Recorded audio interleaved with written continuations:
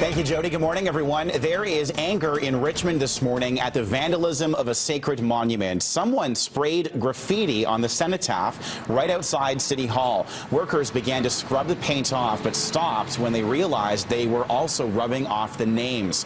The memorial honors soldiers from Richmond who died in battle, and it was just updated with new names a year and a half ago. It may be difficult for them to figure out how to do this at this point, so they do it with respect and also with not doing further damage. I don't know what the monetary value, but frankly, there is no monetary value on what these mean to people.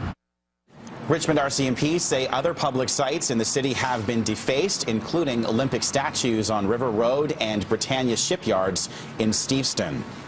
A man remains in critical condition at Victoria General Hospital after being pulled from the freezing water in Saanich. The man, who's in his 50s, was found underneath the Tillicum Bridge just after 3:30 yesterday afternoon.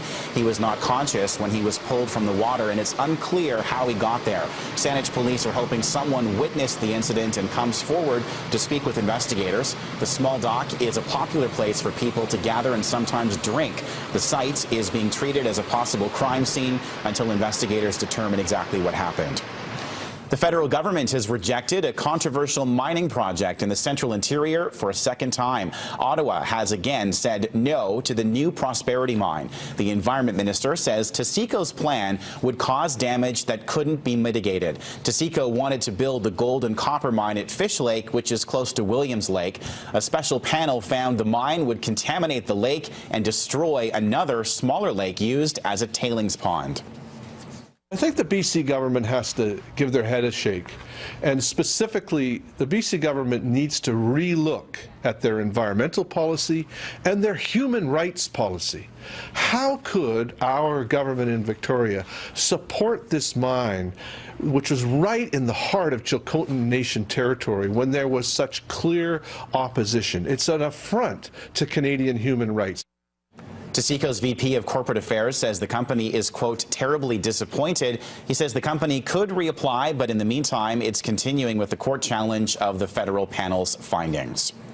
The province has won a temporary reprieve in its ongoing court battle with the BC Teachers Federation. A judge has agreed to put a BC Supreme Court ruling on hold that would have forced the government to restore class sizes to 2002 levels. He also ordered that confidential cabinet documents in the case remain secret until the government's appeal of the original ruling is heard. The province had argued implementing the judgment would cause disruption in schools and cost the province up to $1 billion. We think it's an appropriate decision in light of all of the issues in the case. What's more important now is it gives us this stability. We need to get back at the bargaining table and make sure we keep our focus on student outcomes and long-term stability. We're hoping that the appeal will happen sooner rather than later, so we can actually get some certainty for our students and for our teachers in the next school year starting in September.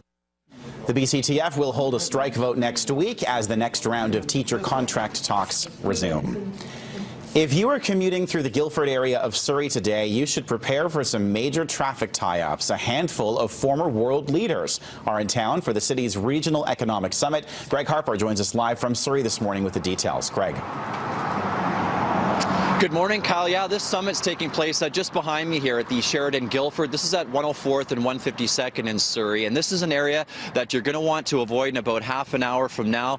There will be some closures, and security is going to be tight for this event. This is the 6th time that the summit has been held here in Surrey, and it's attracted a number of former world leaders and prominent business people in the past. People like Tony Blair, Bill Clinton, George W. Bush, Steve Forbes, and Sir Richard Branson, to name a few. This time around, there are 3 former prime ministers here in Surrey to speak. Julia Gillard, George Papandreou, and Ehud Barak will all be speaking about economic issues around the world. So the summit will begin at 8 o'clock this morning. It will last until 2 o'clock this afternoon.